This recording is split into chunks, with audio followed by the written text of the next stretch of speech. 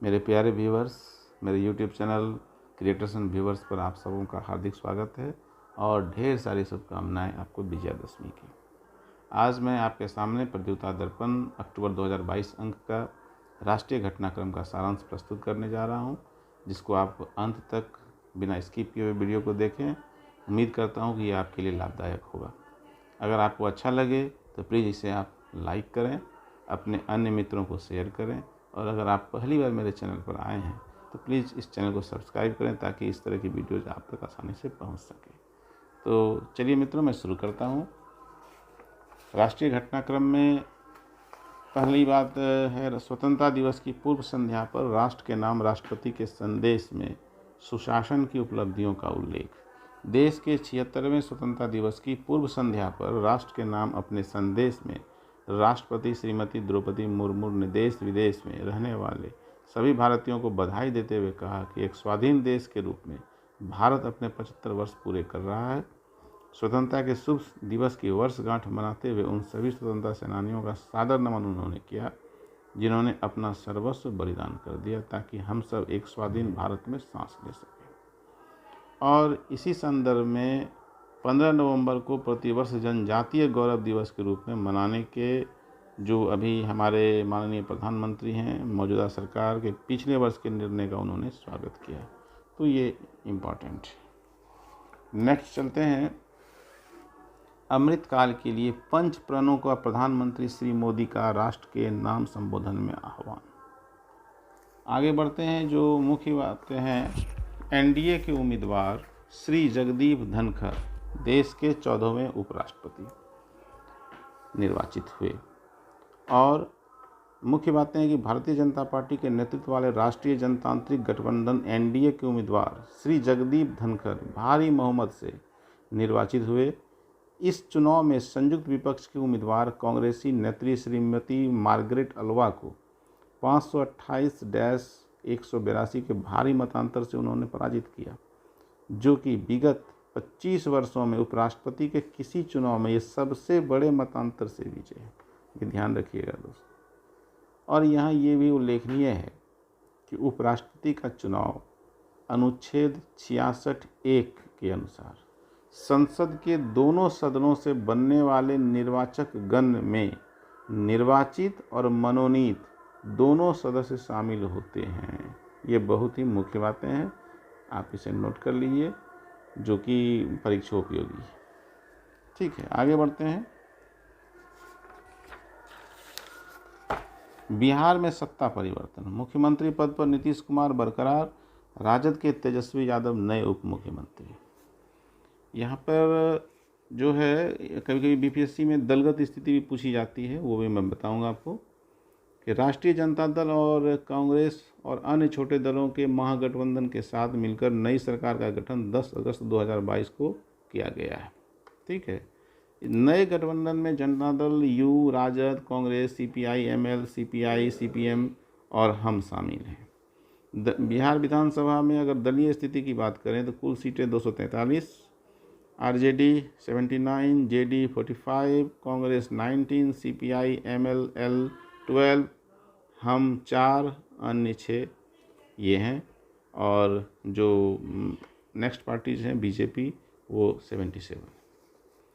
और यहाँ उल्लेखनीय है कि 71 वर्षीय श्री नीतीश कुमार ने रिकॉर्ड 8वीं बार मुख्यमंत्री पद की शपथ 10 अगस्त को ली है, जो कि अपने आप में एक रिकॉर्ड है। देश में सबसे लंबे समय तक मुख्यमंत्री रहे नेताओं में से भी किसी ने 8 बार मुख्यमंत्री पद की शपथ नहीं ली है। पहली बार 3 मार्च 2000 को मुख्यमंत्री पद की शपथ उन्होंने ली थी, तो वो केवल 7 दिन तक ही मुख्यमंत्री रह सके थे। आगे बढ़ते हैं। गोवा देश का पहला हर घर जल वाला प्रमाणित राज्य और दादर नागर हवेली और दमन दीव ऐसा पहला केंद्र शासित क्षेत्र। देश के ज़्यादातर हिस्सों में पानी की किल्लत, विशेष रूप से पेयजल संकट का सामना करना पड़ता है। इस समस्या से छुटकारा दिलाने के लिए जल जीवन मिशन की घोषणा प्रधानमंत्री श्री नरेंद्र मोदी ने 15 अगस्त 2019 को लाल किले से राष्ट्र के नाम अपने संबोधन में की थी। इसके लिए केंद्र सरकार हर घर जल योजना पर काम कर रही है ताकि सभी शहरों के साथ साथ गाँव में भी स्वच्छ पेयजल की आपूर्ति की जा सके। और इसी के तहत अब गोवा देश का ऐसा पहला राज्य और दादरा और नगर हवेली और दमन द्वीप ऐसा पहला केंद्र शासित क्षेत्र हो गया है जहाँ सभी को स्वच्छ पेयजल दीर्घकालिक रूप से उपलब्ध है। इससे पूर्व मध्य प्रदेश का बुरहानपुर जिला देश का पहला हर घर जल वाला प्रमाणित जिला घोषित हो चुका है। ठीक है दोस्तों, आगे बढ़ते हैं। इसरो के लघु उपग्रह प्रक्षेपण यान की पहली उड़ान विफल हो गई।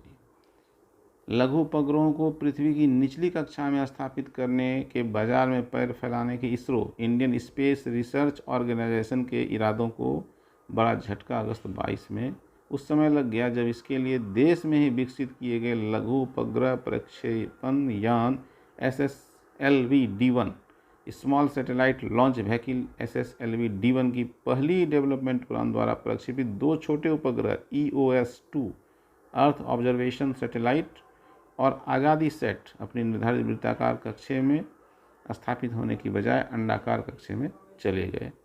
और यहाँ ये उल्लेखनीय है कि इसरो प्रमुख S सोमनाथ हैं। ठीक है, आगे बढ़ते हैं। दुधारू जानवर अब नई लंपी वायरस के शिकार। एक ओर मानव समाज जहां मंकी पॉक्स वायरस की चुनौती का सामना कर रहा है, वहीं दूसरी ओर बड़ी संख्या में गाय, भैंस, बैल और बकरी आदि लंपी वायरस से जूझ रहे हैं। राजस्थान, पंजाब, हरियाणा, उत्तर प्रदेश और हिमाचल प्रदेश के कुछ भागों में बड़ी संख्या में दुधारू पशु इसका शिकार बने हैं। रोग से ग्रसित जानवरों की खाल पर बड़ी बड़ी गांठें दिखने लगती है। प्रभावित राज्यों में 50% तक पशुओं में संक्रमित होने का अनुमान है। यह पंक्तियां लिखे जाने तक अकेले राजस्थान में, जहां इस रोग का प्रकोप सबसे अधिक है, 4 लाख से अधिक जानवर लंपी त्वचा रोग के वायरस से संक्रमित हो चुके हैं। आगे बढ़ते हैं।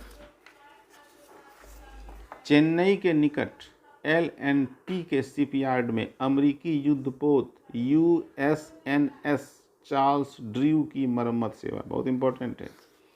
मीडिया रिपोर्टों में बताया गया था कि अप्रैल 2022 में भारत अमेरिका के बीच संपन्न 2+2 वार्ता में भारत ने पोतों की मरम्मत सेवा के लिए प्रस्ताव अमेरिका को दिया था, जिसके पश्चात अमेरिकी नौसेना के अधिकारियों ने भारत के शिपयार्ड्स की क्षमता के अवलोकन के लिए इनके दौरे किए थे। उसके पश्चात ही 41,000 टन क्षमता के चार्ल्स ड्रू को LNT शिपयार्ड में भेजा गया था। आगे बढ़ते हैं। DRDO व नौसेना के द्वारा सतह से आकाश में कम दूरी तक लंबवत मारक क्षमता वाली VLSRSAM मिसाइल का परीक्षण। रक्षा अनुसंधान और विकास संगठन DRDO ने भारतीय नौसेना के साथ मिलकर उड़ीसा के तट पर चांदीपुर के एकीकृत परीक्षण रेंज ITR से सतह से आकाश में कम दूरी तक लंबवत मार करने वाली missile VLSRSAM vertical launch short range surface to air missile का परीक्षण 23 अगस्त 2022 को किया। लंबवत मारक क्षमता के प्रदर्शन के लिए एक उच्च गति वाले मानव रहित हवाई लक्ष्य पर नौसेना के पोत से यह परीक्षण किया गया। आगे बढ़ते हैं। भारतीय नौसेना के केवल महिलाओं के एयर क्रू के द्वारा अरब सागर में समुद्री टोही और निगरानी मिशन। भारतीय नौसेना के पोरबंदर में नेवल एयर एनक्लेव स्थित INS 314 पर तैनात 5 महिला अधिकारियों के उड़ान दल ने 3 अगस्त 2022 को इतिहास रच दिया, जब एक डोर्नियर 228 विमान पर सवार होकर अरब सागर में पहला केवल महिलाओं का समुद्री टोही निगरानी मिशन इन्होंने पूरा किया। विमान के मिशन कमांडर लेफ्टिनेंट कमांडर आंचल शर्मा थी। आगे बढ़ते हैं। नीति आयोग की संचालन परिषद की 7वीं बैठक नई दिल्ली में संपन्न। यहाँ उल्लेखनीय है कि नीति आयोग के उपाध्यक्ष श्री सुमन बेरी, नोट कर लीजिए। यहाँ पर इसमें जो लोगों ने भाग लिया था, 23 राज्यों के मुख्यमंत्री, 3 उपराज्यपाल, 2 प्रशासक और प्रमुख केंद्रीय मंत्री शामिल थे। बिहार के मुख्यमंत्री श्री नीतीश कुमार अस्वस्थता के कारण इसमें भाग नहीं ले पाए। आगे बढ़ते हैं। केंद्रीय विश्वविद्यालय के रूप में गति शक्ति विश्वविद्यालय की स्थापना के लिए विधेयक संसद के दोनों सदनों में पारित। यहाँ पर जान लें, इस विश्वविद्यालय के तहत रेलवे के साथ ही पूरे परिवहन क्षेत्र को लाया गया है। रेलवे, मेट्रो और परिवहन क्षेत्र एक बहुत ही जटिल क्षेत्र है। रेलवे प्रणाली को चलाने के लिए मैकेनिकल, इलेक्ट्रिकल, दूरसंचार, सिग्नलिंग और सिविल सहित कई विषय एक साथ आते हैं। इसको ध्यान में रखते हुए इसमें वैश्विक स्तर की शिक्षा दी जाएगी। और यह है वडोदरा गुजरात स्थित राष्ट्रीय रेल एवं परिवहन संस्थान, national rail and transportation institution, NRTI। ठीक है, आगे बढ़ते हैं। देश के 75 आर्द्र भूमि क्षेत्र अब रामसर स्थल हो गए, और इसमें बिहार का कंवर झील या कंवर ताल है। आगे बढ़ते हैं। नोएडा में अवैध तरीके से बनाए गए सबसे ऊंचे ट्विन टावर्स सर्वोच्च न्यायालय के आदेश से विस्फोटक लगाकर ध्वस्त किए गए। 14 वर्ष तक चली लंबी कानूनी लड़ाई के बाद सुपरटेक बिल्डर्स के द्वारा नियमों कानूनों का उल्लंघन कर नोएडा के सेक्टर 93A में एमराल्ड कोर्ट में बनाए गए 2 बहुमंजिले एपेक्स एवं सियोन टावर्स को सर्वोच्च न्यायालय के आदेश के चलते विस्फोटकों की सहायता से 28 अगस्त 2022 को ध्वस्त कर दिया गया। टावर्स को गिराने का आसपास के भवनों पर कोई प्रतिकूल प्रभाव न पड़े, ये उल्लेखनीय है। इसके लिए टावर फॉल इम्प्लोजन तकनीक का इस्तेमाल इसके लिए अनुबंधित दक्षिण अफ्रीकी कंपनी एडिफिस इंजीनियरिंग वो उसकी सहयोगी कंपनी जेट डिमोलिशन के द्वारा किया गया। ये इम्पोर्टेंट है। आगे बढ़ते हैं मित्रों। देश में निर्मित पहला विमानवाहक युद्धपोत INS विक्रांत भारतीय नौसेना में शामिल। ठीक है, यहाँ पर एक उल्लेखनीय है कि INS विक्रांत को राष्ट्र को समर्पित करते हुए नौसेना के नए ध्वज निशान का अनावरण भी श्री मोदी ने किया। इससे ब्रिटिश कालीन ध्वज के स्थान पर छत्रपति शिवाजी से प्रेरित नौसेना का नया ध्वज समुद्र और आसमान में लहराएगा। तो ये थे दर्पण के इस अंक के राष्ट्रीय घटनाक्रम का सारांश। आप प्लीज़ इसे 1-2 बार देखें, फिर एक बार दर्पण का फास्ट रिव्यू करें, तो ये आपके लिए अत्यंत लाभकारी होगी, ऐसा मेरा विश्वास। तो मिलते हैं अगले एपिसोड में, अगले न्यूज़ के साथ, अगले तथ्यों के साथ, जो अंतर्राष्ट्रीय घटनाक्रम, वाणिज्यिक घटनाक्रम, नवीनतम सामान्य ज्ञान, खेल संबंधित होगा। तो all the best my dear viewers.